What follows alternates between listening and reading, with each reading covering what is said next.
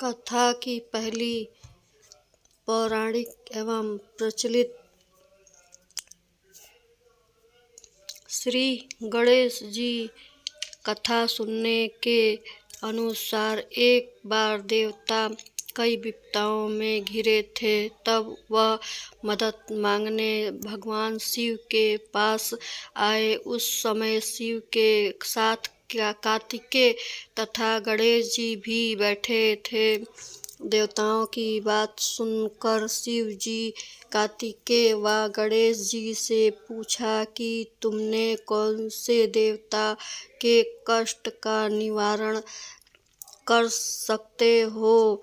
तब कार्तिकेय व गणेश जी बोले कि स्वयं इस कार्य करने की क्षमता बताई। पर भगवान शिव ने दोनों की परीक्षा लेते हुए कहा कि तुम दोनों में से जो सबसे पहले पृथ्वी पर परिक्रमा करके आएगा वही देवताओं की मदद करने जाएगा।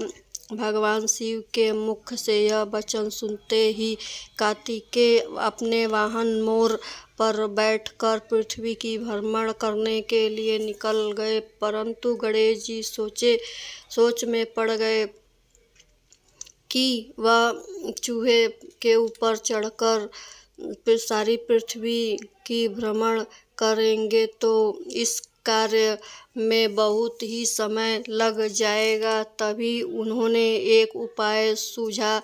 गणेश जी अपने स्थान से उठे और अपने माता पिता की 7 बार परिक्रमा करके वापस बैठ गए। परिक्रमा करके लौटने पर कार्तिकेय स्वयं विजेता बताते लगे और शिव जी ने गणेश जी से पृथ्वी की परिक्रमा न करने का कारण पूछा। तब गणेश जी ने माता पिता के चरणों में ही समस्त लोक है यह सुनकर शिव भगवान ने गणेश जी को देवी देवताओं के संकट दूर करने की आज्ञा दी।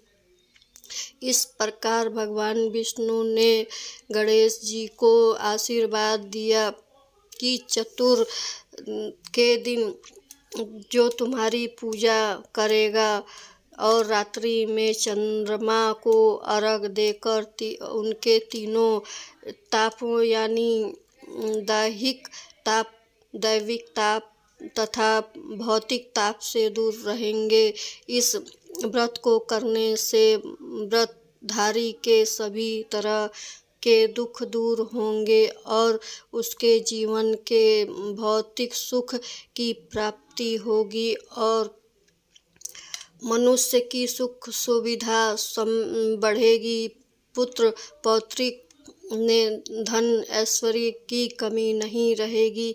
गणेश चतुर्थी व्रत की दूसरी कथा। एक समय की बात है कि राजा हरिश्चंद्र के राज्य में एक कुम्हार रहता था। वह मिट्टी के बर्तन बनाता था, लेकिन वे उनके बर्तन कच्चे रह जाते थे। एक पुजारी की सलाह पर उसने इस समस्या को समाधान करने के लिए एक छोटे से बालक को मिट्टी के बर्तन के साथ हवा में डाल दिया। उस दिन संतुष्टि चतुर्थी का दिन था। उसके बच्चे की माँ अपने बेटे के लिए परेशान थी।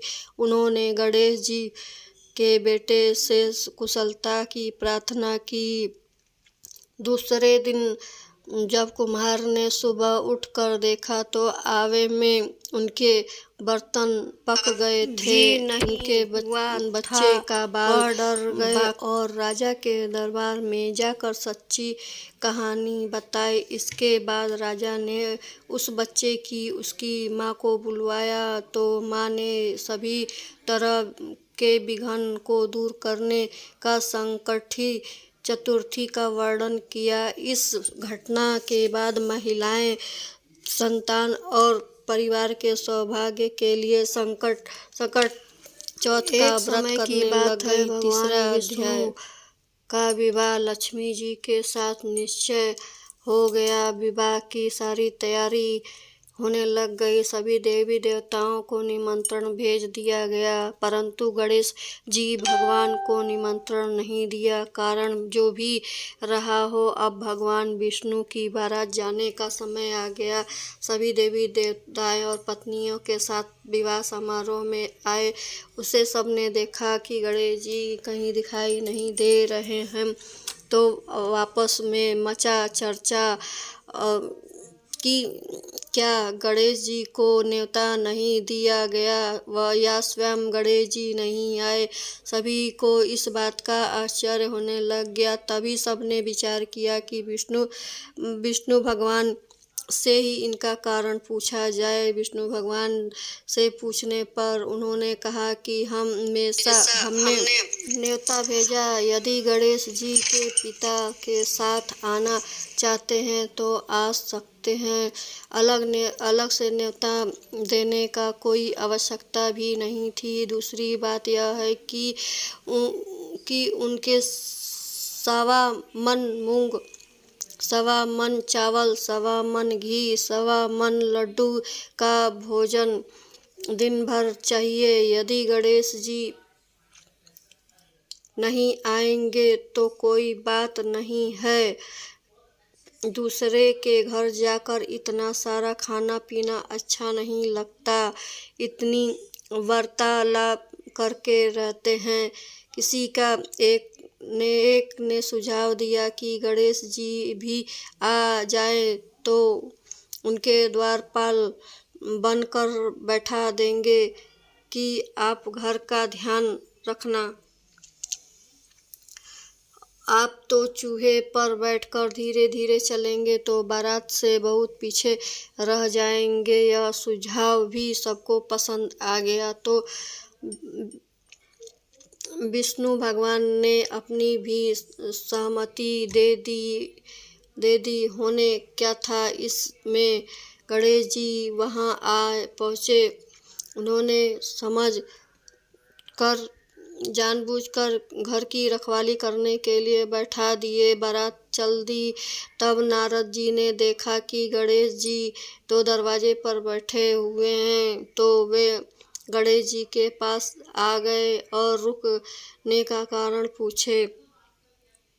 गणेश जी ने कहने लग गए कि विष्णु जी भगवान मेरे बहुत अपमान किए हैं। नारद जी ने कहा कि आप अपनी मूषक सेना को आगे भेज दो, तो यह रास्ता खुद जिसके वाहन से धरती में हंस जाएगा, तब उनको सम्मानपूर्वक बुलाना पड़ेगा। तो गणेश जी ने अपनी मूषक सेना जल्दी से आगे भेज दिया और सेना ने जमीन की पोल कर दी।